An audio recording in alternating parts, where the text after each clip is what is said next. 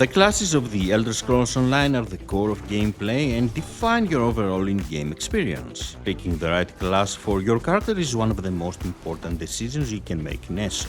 Even with subclassing around and the ability to mix skill lines from up to 3 classes in your character, every class still has its own unique feeling and characteristics that affect their identity and favorite playstyle.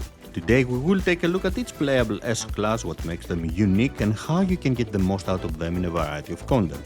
Keep in mind that the class rework is planned to begin this year, but the core of each class will probably remain the same.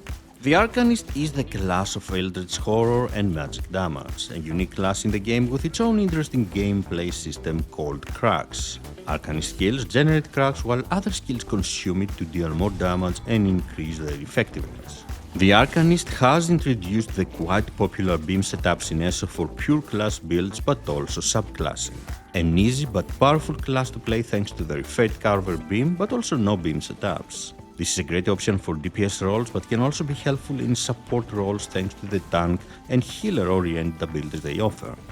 For subclassing, the Arcanist is great for DPS with the Herald of the Tome skill line, but also offers options for tanking and healing with Soldier of Apocrypha and Curative Rune Forms lines. We could say that its biggest drawback is the dependence to the cracks system, a system that empowers Arcanist skills but ties you to a constant generate and consume crack cycle to achieve best results.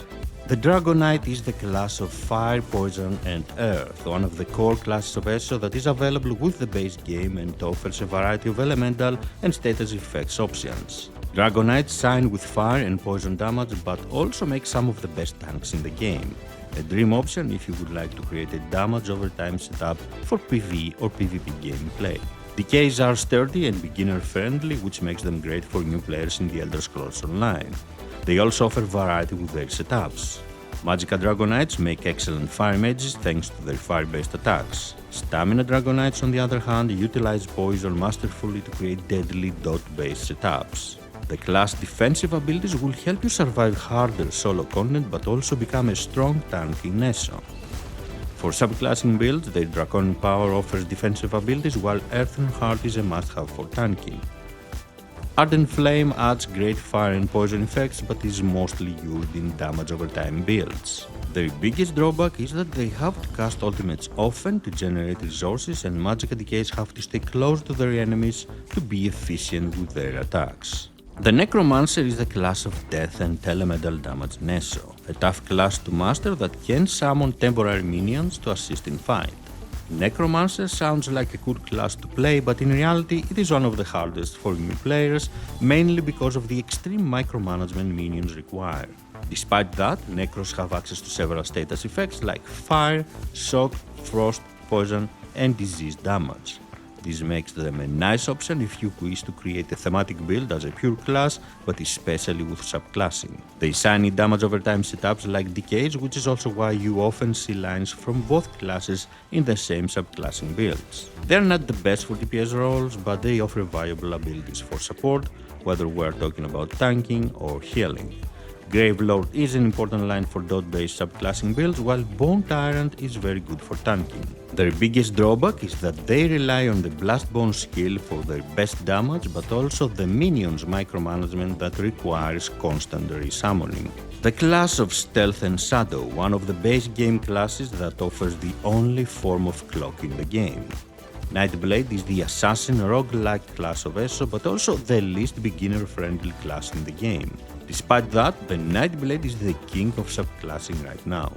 Their assassination skill line offers a variety of powerful skills that increase DPS for every subclassing build.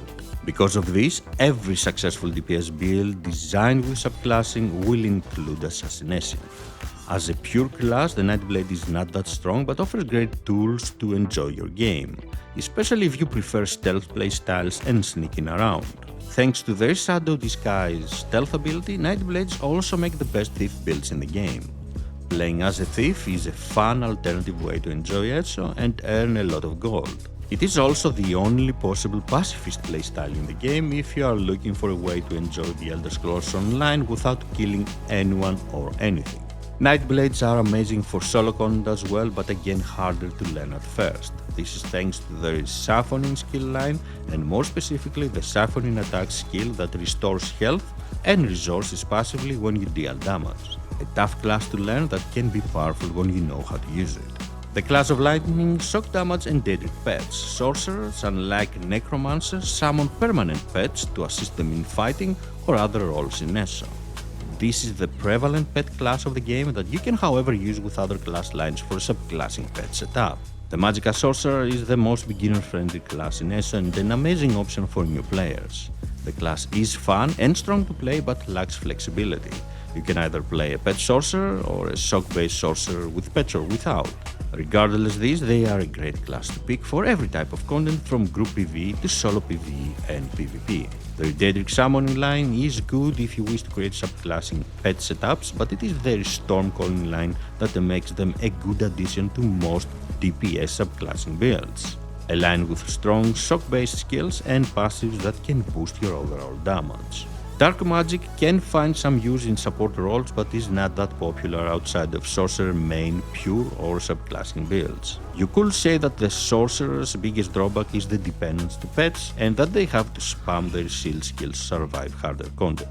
Templar is the class of light and healing, the whole class of ESO you could say. Available with the base game, offers an easy damage setup and some of the best healing skills in ESO. However, they are not the best class out there for any role anymore.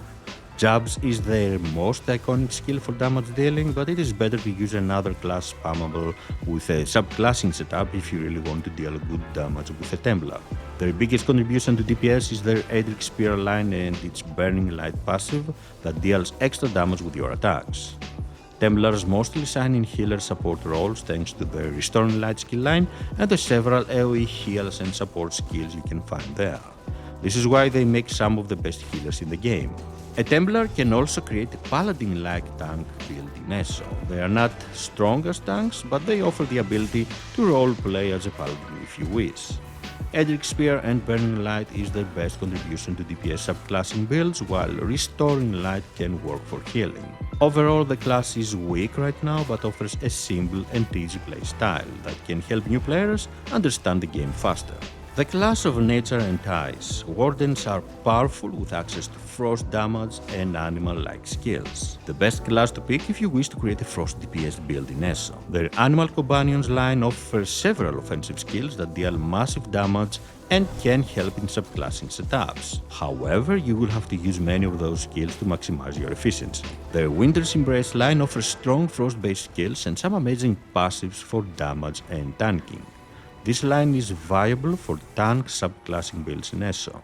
Green Balance, on the other hand, is the line that makes Wardens shine as healers in a pure class or subclassing setup. This is a very flexible class that can fulfill every role successfully in any type of setup. They are not available with the base game, and you could say that they rely on their Bear Ultimate and the Animal Companions line too much for better damage. These are the 7 available classes of the Elder Scrolls Online and their main characteristics. Some are stronger than others and offer better tools to fulfill your favorite role. However, all are capable of completing every content in the game. So which one is your favorite ESO class right now and what kind of pure class or subclassing setup you are using? I would love to know. Thank you for joining me. Please don't forget to leave a like, comment and subscribe for more builds and guides. Have a great day.